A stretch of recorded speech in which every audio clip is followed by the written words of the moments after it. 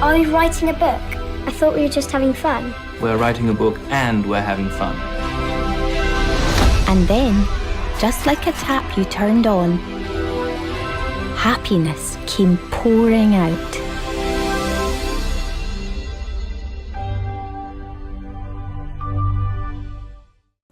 Hello, and welcome to our review of Goodbye Christopher Robin, the movie that tells the tale of how writer A.A.Milne created the stories of Winnie the Pooh. And how it affected his son, Christopher Robin, the real boy from the stories.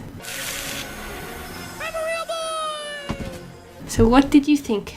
I thought it was really good. I thought it had a lot of heart and depth, and it struck an emotional chord. Made me think of my own childhood, and how my dad's not a successful writer. What did you think of the film? It was good. Slower than the movies we usually watch, but I feel like it's more for people that know the origin stories anyway, like read the original books and whatever. Mm-hmm. I think it's more for people that have a deeper investment in Winnie the Pooh than we did. I mean, obviously, it was a part of each of our childhoods, but it wasn't Spider-Man. Just say that. I really should have been more into it, since I'm a Disney fan. Yeah. Your childhood was Disney. Yeah. And nothing else, because you've only seen 3 movies outside of Disney. Yes, that's fairly accurate, but I haven't really seen much of Winnie the Pooh. I probably should have. We'll have to go back and watch them.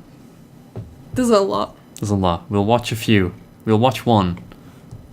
Heffalump movie. Heffalump the movie. Nice. That's the best one. Okay. Isn't that the one you've seen? Yes. Let's watch something that you haven't seen. Okay, anyway, moving past my flaws in character. Yes.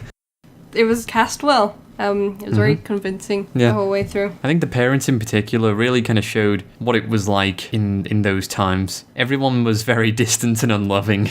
Did you notice that? Yeah, I mean, we weren't around. We can't say how accurate it is, because obviously we weren't born then, but seems pretty accurate. Yeah. I mean, I feel like a lot of films and TV shows represent children of, especially of rich families. They tend to have a closer relationship with the nanny and the various staff than they do their own parents. Like, they had this kid by choice and stuff like that, and they kept him at arm's length. I feel like arm's length is closer than what it was in the movie. And it's very much like, at the time, it was like, the dad works and stuff like that, and it's like, don't bother daddy when he's working, it's very important that daddy works and stuff and all that. Yeah, so it seemed like a rough childhood for Christopher Robin. There was a few weeks there where his dad actually kind of liked him. Yeah, well, that's where... And then he sold those memories. Yeah, that's where the real story starts, but that goes into spoilers. That goes into spoilers, so we will say no more about that. But, yeah, it's a good movie. Good movie. Kind of slow for us, but... Yeah, don't take the kids. It's too slow for them. It's more for older people. Yeah, mature adults like us, but slightly more adultier. Like, double the adult. Double the adult. Yes, at least 40. Yeah, probably like mid-30s to 40s plus is appropriate. Mm-hmm. Yeah. Or if you just like Winnie the Pooh, doesn't matter how old you are. Yeah. Or just really like sad movies. Yeah. Like, if you just want to ignore the Winnie the Pooh part and you just like sad movies, that's also fine. Have me on the ropes. It's enough to make a grown man cry, but not this man. Get back in there, Tia. Anyway. But it was good.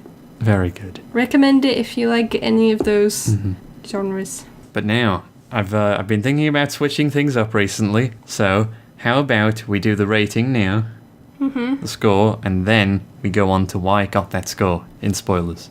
Okie dokie. So that the non-spoiler people can be like, oh, so that's what they thought. Yes. Yeah. Okay. Anyway, what are we giving it? I would give this a 4 out of 5 nice, which of course, as we know, is very nice. Well, that's because that's what most of the movies get, but... A lot of movies get a 4, really. I think it's just don't do anything aggressively bad and have some good moments. Yeah. That's it. That's a solid 4. Yeah, I'd say it's a 4. Look, there's a reason we're not professionals.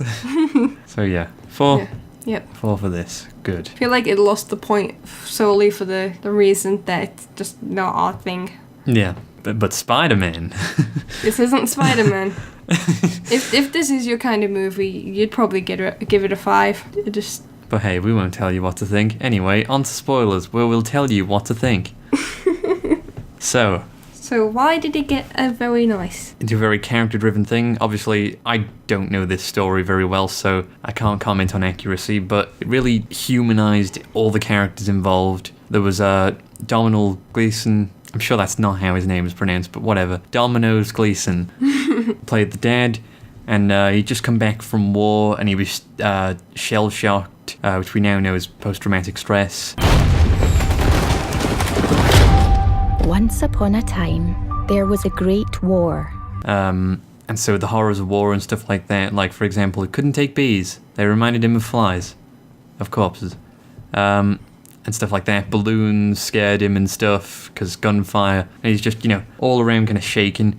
And he wants to quit playwriting and write a book about why we shouldn't war. I think there was a very deep-hitting kind of analytical line from Margot Robbie's character when he said he was going to write the book about not warring. That's like writing a book against Wednesdays. Yeah, she basically said that as much as you don't like Wednesdays, no matter what day it is now, it's going to come back around. Yeah, we're going to break this quote and stuff. We're paraphrasing a lot, but it was like, and if it just so happens that today isn't Wednesday, then it soon will be. So, get over it. War happens. I thought that was real deep. Mm-hmm. And true. It was true. This was just after the First World War. Yeah. So. And we've had many, many wars since. But he did write the book. He did actually, and because obviously this is all a true story and stuff like that. He did write that book about not doing a war. Didn't do a very good job at convincing people. Should have bloody did a better job if you ask me. No, but Winnie the Pooh kind of has a cultural significance, a historic kind of fame and praise to it, that it taught people happiness again after the First World War, because the First World War broke people, and it was like people forgot how to be happy, and it was the war to end all wars. We'd never had anything like it at that time, and I think they conveyed that quite well. Mm-hmm. And Winnie the Pooh came along, and it was like, this is a safe bubble. The 100 Acre Woods is like your childhood as a capsule. Mm-hmm. As a little time capsule, and you get to go in there by reading these stories, and you're safe in this epitome of nurture. #deep. Yeah, all the cast was brilliant in this, even the child actors, and you know what they say, never work with children or animals. I mean, that was kind of impossible for this movie, but I can't remember his name, but the kid that played Christopher Robin most of the way through. Yeah, 8-year-old Christopher Robin. Yeah, he did a good job. Mm-hmm. That bit where he goes off to boarding school and it's his first day and whatever, and he just immediately starts getting bullied, I was like, oh, because you could feel that as soon as the school setting came into it, you're like, oh no, this is just going to burst the Winnie the Pooh bubble wide open, and it was hell for him growing up, just the worst. Throughout this movie, you basically see how he's exploited into pretty much just a child celebrity. Yeah, but he paraded around like a show pony. But yeah, so he had to do all these appearances as Christopher Robin. And interviews and stuff like that, and that wasn't his name, he was Billy Moon. Well, no, his name is Christopher Robin, but he was... Yeah. His parents, the nanny, everyone knew him as Billy Moon. So he didn't like being called Christopher Robin all the time. It was like too formal, too associated with the book. Mm-hmm. And he just didn't want to be a fictional character, basically. Yeah, it was like other people were coming in and taking his memories and his happiness and stuff from his childhood, and it was a very smart film. Mm-hmm. Smarter than us. Yeah, no, but I mean, besides the fact that it literally just retells a story, doesn't seem to be any entertaining exaggerations like action plots or whatever. Mm-hmm. It's just literally the straight story being told. There's not much to say about it. Yeah. Just that the what they did do was a great job. The writing, the cast, everything. Yeah, you really do get a sense of everyone, like how distant and unloving everyone. That's really the point I want to. Yeah, I'm really caught up on that because it surprised me so much, and I don't know why. I think it just. This was different times before you had to care about your kids. Yeah, you didn't have to give a shit about them. They children should have been seen and not heard and whatever back in those days, and it was just, I don't know. Takes me back. Back to when you were ignored as a child. Yes, every day.